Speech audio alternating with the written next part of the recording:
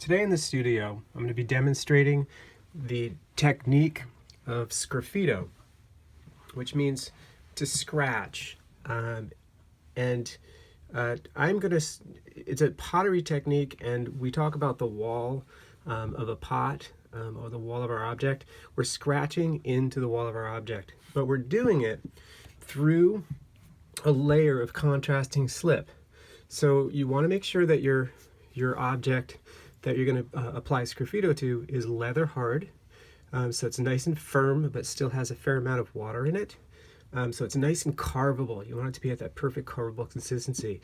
So the first thing you want to do is apply your slip, and you want to do a contrasting slip, something that's either lighter or darker than your clay color. I'm using a white clay body, pretty bright white, and I'm using a black slip, so it's a very high contrast. So I'm going to first demonstrate by showing you how to apply slip. And you can apply slip in different ways. You can spray it, you could brush it. I prefer brushing. And you want your slip to be nice and smooth and creamy. And I'm just going to apply to this side of the pot here that I haven't yet applied to. So I'm just really smooth applications. See that brush stroke just flows on. Oh, beautiful slip.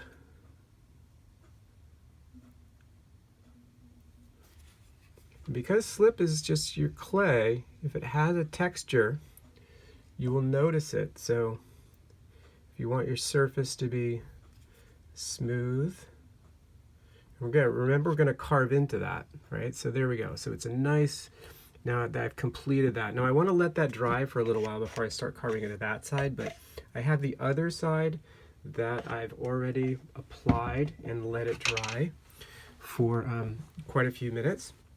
So it's ready to carve. So I'm testing it with my finger, making sure that it's dry to the touch.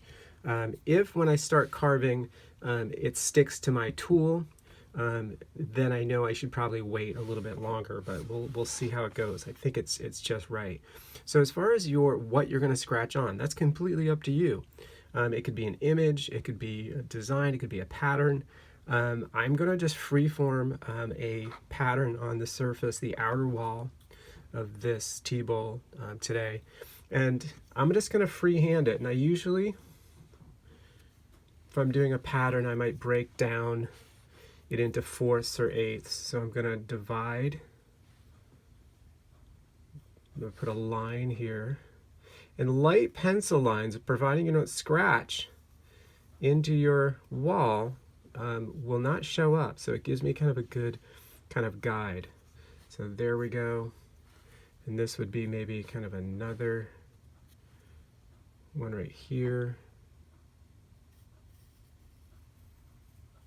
Oh, scratch through there. So hopefully that'll be a part of my design. And then I'll divide this up into, I'm going to be careful I don't touch the part of my object that has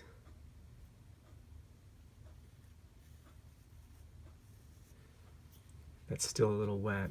Okay, and I'm going to divide these up. You can also transfer patterns on, if you first apply them to paper, kind of like this, and if I laid it against the side and lightly traced over it with a dull pencil, it would make an impression on that slip. So as a guide to follow if I needed to do that. But I'm not going to do that today. So now I've got my kind of like segments broken down, and now I'm going to do just a simple kind of leaf pattern here. I'm going to divide this up even more. I'm going to go down into, there we go, divide these up into segments. There we go. Okay. Now, if I make my leaf patterns, my leaf shapes, like that. And I'll do another one here. And I would follow that all the way around the entire wall. I'll do 3. now.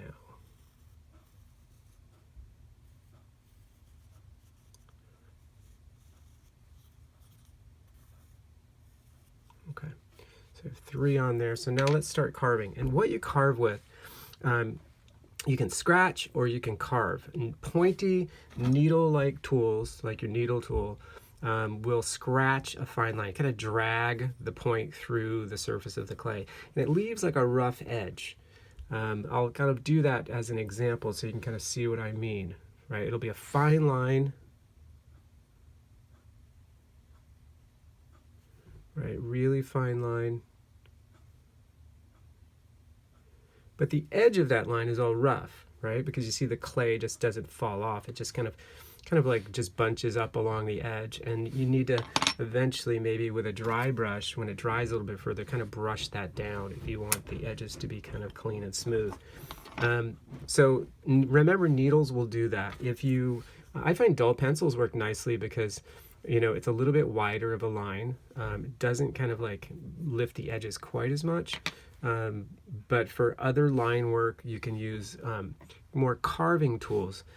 This is actually what we would call kind of more of a Sgraffito type tool, which is like a looped wire, right? So it actually kind of cuts and removes the clay really clean. I'll use this one as an example. I'll go over that same line and you'll see kind of what the difference is.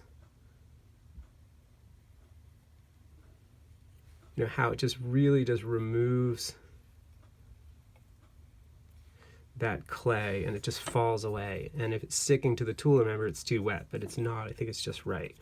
So that's a nice line. I always experiment. You can use these kind of loop tools that come in ceramic toolkits.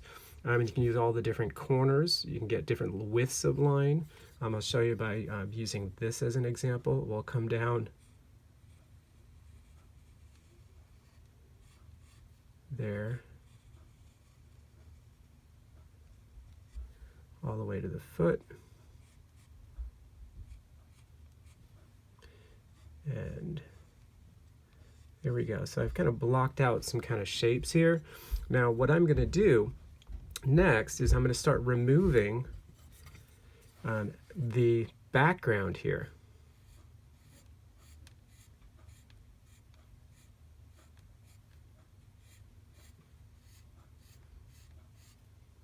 You see how when I carve, it kind of leaves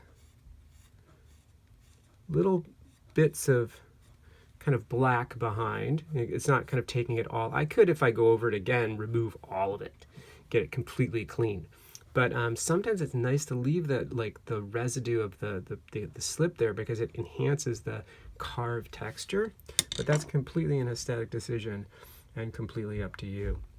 Now the other thing I'm going to do here is I'm going to kind of go in again, kind of make a nice line, and I'm going to do the other half of this shape like that. And now I'm going to go in and I'm going to, this is a nice tool. Use this more often. I love Sgraffito because it's so direct. It's as close to drawing in clay as I've found, and I've been doing this technique for going on almost 30 years now, and I still love it. What you see is kind of what you get. Your contrast is going to be greater when it comes out of the kiln because your slip is probably going to get darker, and your clay body color will change slightly too. Like this, which is a light gray, will get white. So it'll be a much more stronger contrast when it's done. I usually keep all the trimmings from my slip and clay body that collect, and because I do this so often, I always keep kind of a recycled slip, and I know that's going to be a nice gray slip because it's just black clay and white clay kind of blending together. So this is an example of a little bowl that is finished, and this was just kind of, triangles and then kind of removing the background again, leaving little bits and pieces of background there so it looks a little bit more carved. And this has clear glaze on it, so it kind of makes the black and white even kind of a higher contrast than that. But that's Sgraffito, and I love the directness of it, and I hope you enjoy it as much as I do. Thanks.